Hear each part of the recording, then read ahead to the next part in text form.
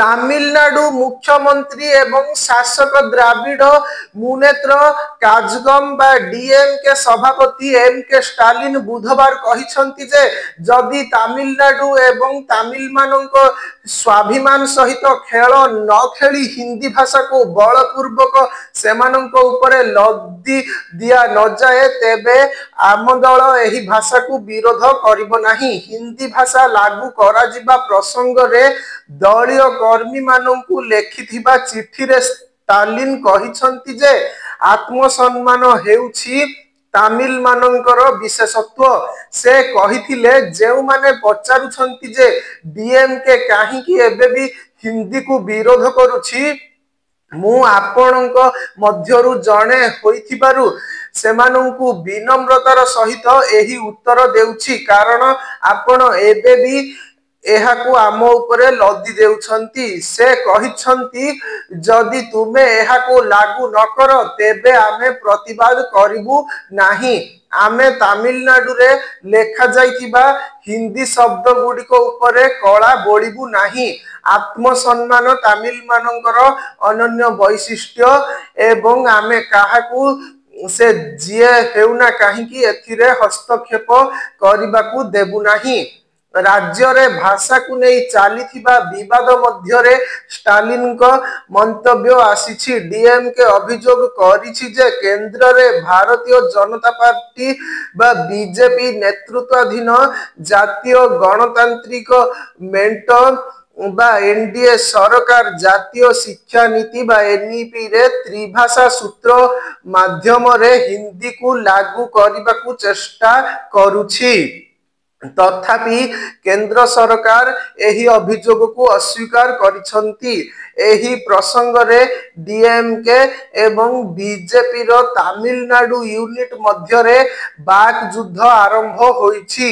ଦଳର ତାମିଲନାଡୁ ୟୁନିଟ ମୁଖ୍ୟ କେ ଅନ୍ନାମଲାଇ ଏହାର ନେତୃତ୍ୱ ନେଉଛନ୍ତି। ଷ୍ଟାଲିନ ତାଙ୍କ ଚିଠିରେ 1937 ରୁ 1939 ମଧ୍ୟରେ ରାଜ୍ୟରେ ହୋଇଥିବା ହିନ୍ଦୀ ବିରୋଧୀ ଆନ୍ଦୋଳନକୁ ମନେ ପକାଇଛନ୍ତି ଏବଂ କହିଛନ୍ତି ଯେ ଇଭି ରାମାସାମୀ ପେରିୟାର ସମେତ ବିଭିନ୍ନ ନେତା ଏହି ଆନ୍ଦୋଳନରେ ସକ୍ରିୟ ଭାବରେ ଅଂଶଗ୍ରହଣ କରିଥିଲେ। କିଛି ବିଜେପି ନେତା କହିଛନ୍ତି ରେଳ ଷ୍ଟେସନ ଗୁଡ଼ିକରେ ହିନ୍ଦୀରେ ଲେଖାଯାଇଥିବା ସୂଚନା ଉପରେ କଳା ବୋଳିବା ଦ୍ୱାରା ରାଜ୍ୟକୁ ଆସୁଥିବା ଉତ୍ତର ଭାରତୀୟ ପର୍ଯ୍ୟଟକମାନେ ପ୍ରଭାବିତ ହେବେ। ଡିଏମକେ ମୁଖ୍ୟ କହିଛନ୍ତି ସେ ପ୍ରଧାନମନ୍ତ୍ରୀ ନରେନ୍ଦ୍ର ମୋଦି ଏବଂ କେନ୍ଦ୍ର ଗୃହମନ୍ତ୍ରୀ ଅମିତ ଶାହ ତଥା ଶିକ୍ଷା ମନ୍ତ୍ରୀ ଧର୍ମେନ୍ଦ୍ର ପ୍ରଧାନଙ୍କୁ ଏହି ପ୍ରଶ୍ନ ପଚାରିବାକୁ ଚାହୁଁଛି ଯେ ଉତ୍ତରପ୍ରଦେଶରେ ତାମିଲ ଏବଂ ଅନ୍ୟାନ୍ୟ ଦକ୍ଷିଣ ଭାରତୀୟ ଭାଷାରେ ଏପରି ବୋର୍ଡ ଲେଖାଯାଇଛି କି ଯାହାଦ୍ୱାରା ପ୍ରୟାଗରାଜରେ କାଶୀ ସଙ୍ଗମ ଏବଂ କୁମ୍ଭମେଳା ପାଇଁ ସେଠାକୁ ଯାଉଥିବା ଅଞ୍ଚଳର ଯାତ୍ରୀମାନେ ଲାଭ ପାଇପାରିବେ।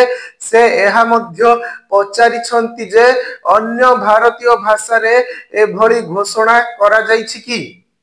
ଷ୍ଟାଲିନ କହିଛନ୍ତି ଯେଉଁମାନେ ତାମିଲ ବିରୋଧୀ ଏବଂ ନିରନ୍ତର ତାମିଲନାଡୁ ସହିତ ବିଶ୍ୱାସଘାତକତା କରିଥିବା ସଂଗଠନରେ ଯୋଗ ଦେଇଛନ୍ତି ସେମାନେ କିପରି ତାମିଲ ଏବଂ ସେମାନଙ୍କ କଲ୍ୟାଣ ପାଇଁ ଚିନ୍ତା ପ୍ରକାଶ କରିପାରିବେ। ଦ୍ରାବିଡ ଆନ୍ଦୋଳନର କୌଣସି ଭାଷା ପ୍ରତି କୌଣସି ଶତ୍ରୁତା ନାହିଁ। ତାମିଲମାନେ କୌଣସି ଭାଷାକୁ ଶତ୍ରୁ ମନେ କରିନଥିଲେ ଏବଂ ତାକୁ ନଷ୍ଟ କରିନଥିଲେ। ଯଦି ଅନ୍ୟ କୌଣସି ଭାଷା ତାମିଲ ଉପରେ ପ୍ରାଧାନ୍ୟ ବିସ୍ତାର କରିବାକୁ ଚେଷ୍ଟା କରେ ତେବେ ସେ ଏହାକୁ କେବେ ହେବାକୁ ଦେବେ ନାହିଁ ବୋଲି କହିଛନ୍ତି।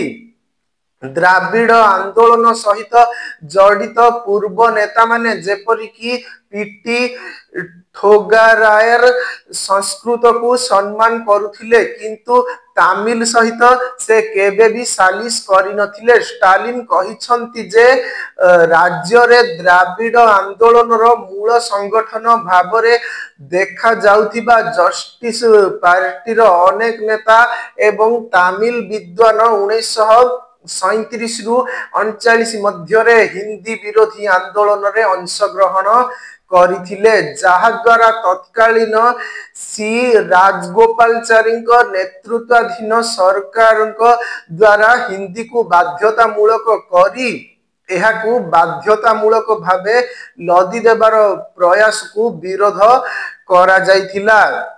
ମୁଖ୍ୟମନ୍ତ୍ରୀ ଷ୍ଟାଲିନ କହିଛନ୍ତି ଯେ ରାଜ୍ୟ ଆଜି ତ୍ରିଭାଷା ସୂତ୍ର ନାମରେ ହିନ୍ଦୀ ଏବଂ ତାପରେ ସଂସ୍କୃତକୁ ଲାଗୁ କରିବା ପାଇଁ ବିଜେପିର ପ୍ରୟାସର ବିରୋଧ କରୁଛି ଏବଂ ଏଥିପାଇଁ ବର୍ଷ ବର୍ଷ ପୂର୍ବରୁ ଦ୍ରାବିଡ଼ ନେତାମାନେ ମଞ୍ଚ ସ୍ଥାପନ କରିଥିଲେ। ଷ୍ଟାଲିନ କହିଛନ୍ତି ତାମିଲନାଡୁର ଦୁଇ ଭାଷା ନୀତି ତାମିଲ ଏବଂ ଇଂରାଜୀ ଯୋଗୁଁ ରାଜ୍ୟ ସ୍କୁଲ ଶିକ୍ଷା, ଉଚ୍ଚଶିକ୍ଷା, ଦକ୍ଷତା ବିକାଶ ଏବଂ ନିଯୁକ୍ତି ସୁଯୋଗ ସୃଷ୍ଟିରେ ଭଲ ଅଗ୍ରଗତି ସହିତ ପ୍ରଥମ ସ୍ଥାନ ହାସଲ କରିଛି।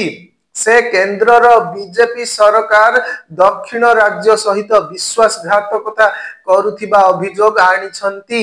ତାମିଲମାନଙ୍କୁ ସୁରକ୍ଷା ଦେବା ପାଇଁ ସମସ୍ତ ପଦକ୍ଷେପ ନେବାକୁ ସେ ପ୍ରତିଶ୍ରୁତି ଦେଇଛନ୍ତି।